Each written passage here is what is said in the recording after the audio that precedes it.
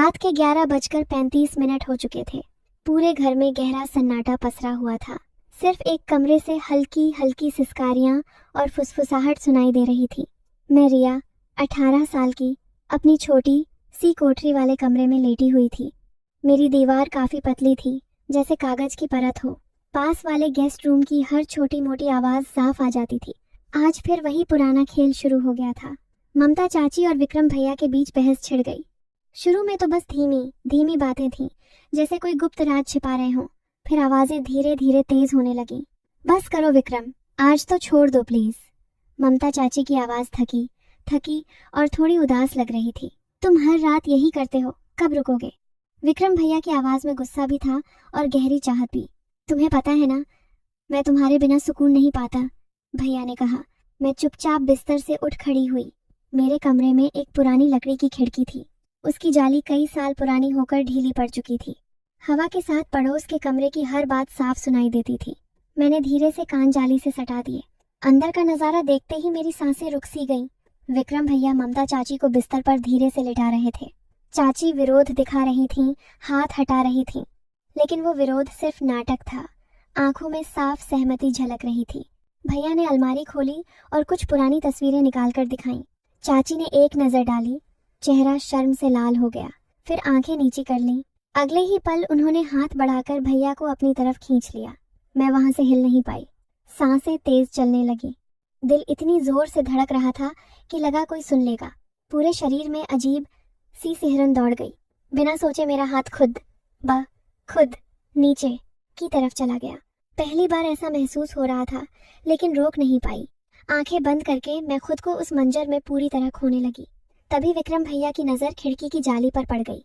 जाली के पीछे मेरी तेज सांसें और हल्की हरकत दिख रही होगी। एक पल के लिए उनकी आंखें मेरी तरफ ठहर गईं।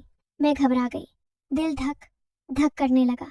तुरंत पीछे हटी, चादर ओढ़ी और लेट गई। नींद कहीं दूर चली गई। सुबह तक मैं जागती रही, मन में हजार सवाल और उथल पुथल मची हुई थी। अगली सुबह नाश्ते की टेबल पर सब नॉर्मल लग रहा था। ममता चाची गरम पराठे और चाय बना रही थी। विक्रम भैया अखबार पढ़ रहे थे। मैं चुपके भैया को देख रही थी। अचानक उनकी नजर मुझ पर टिकी। उन्होंने हल्की राज भरी मुस्कान दी। वो मुस्कान पहले कभी नहीं देखी थी। रिया, आज ऑफिस ड्रॉप कर दूं? भैया ने अचानक पूछा। चाची ने हैरानी से देखा। आज तो ड्राइवर आ रहा है ना? नहीं, मैं खुद ले जाऊंगा। भाई बहन का टाइम भी तो चाहिए, भैया ने कहा। मैंने हल्के से सिर हिलाया। मन में एक प्लान बन रहा था। कार में बैठकर हम निकल पड़े। सुबह का रास्ता सुनसान था। हल्की धुंध अभी भी चारों तरफ फैली हुई थी। मैंने कहा, भैया मैं ड्राइव करूं? लंबे समय से प्रैक्टिस नहीं हुई। भैया हंसे। ठीक है, लेकिन सावधानी से। मैं ड्राइवर सीट पर बैठ गई। भैया पास वाली सीट पर। उनका हाथ धीरे से मेरे कंधे पर आ गया। मैंने जानबूझकर कार को हल्का झटका दिया। भैया का हाथ मेरी कमर पर सरक आया। उन्होंने हाथ नहीं हटाया। मैंने धीमे से कहा, भैया आपका हाथ। बहना, बस बैलेंस के लिए, उन्होंने कहा, लेकिन हाथ और कस लिया। मेरी सांसें तेज हो गईं। मैंने कार सड़क के किनारे रोकी। क्या हुआ? भैया ने पूछा। थकान लग रही है, मैंने कहा। हम दोनों बाहर निकले। चारों तरफ सिर्फ पेड़, खेत और शांति। भैया मेरी तरफ मुड़े। उनकी आंखों में कल रात वाली चमक थी। रिया, कल रात तुम। मैंने नजरें झुका ली। सॉरी भैया। भैया ने मेरी ठुड्डी ऊपर की। तुम सब समझती हो ना? मैंने उनकी आंखों में देखा। भैया, चाची आपको पूरी तरह खुश नहीं कर पाती। मैं रोज सुनती देखती हूँ। एक पल खामोशी हुई। फिर भैया ने मुझे अपनी बाहों में कसकर जकड़ लिया।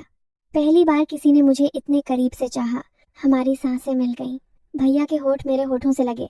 मैंने विरोध नहीं किया, बस आंखें बंद कर ली। हम पास के बड़े पेड़ की छांव में बैठ गए। भैया ने धीरे धीरे मेरे कपड़े सरकाए। मैं थर थर कांप रही थी, लेकिन रुक नहीं पाई। भैया ने मुझे वो सब सिखाया जो मैंने कभी कल्पना भी नहीं की थी। शुरू में तेज दर्द हुआ, लेकिन उस दर्द में मीठा आनंद भी था।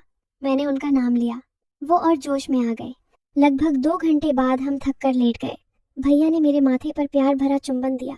ये हमारा राज रहेगा, बहना। मैंने कहा, हाँ भैया, सिर्फ हम दोनों का। ऑफिस पहुंचकर मैंने बाहर से सब नॉर्मल रखा, लेकिन अंदर एक नई आग जल रही थी। शाम को लौटते हुए भैया ने कहा, आज रात चाची मामा के घर गई हैं।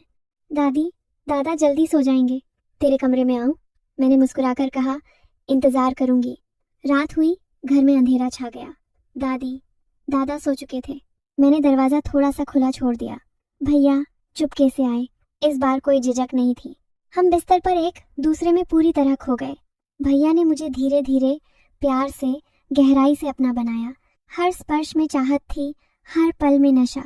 रात भर हम साथ रहे। सुबह से पहले भैया चुपके से चले गए। अब हर रात एक नया राज बन चुका था।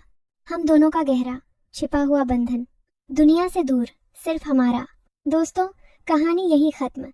पसंद आई तो कमेंट में बताओ, और ऐसी स्टोरी चाहिए सब्सक्राइब कर लो।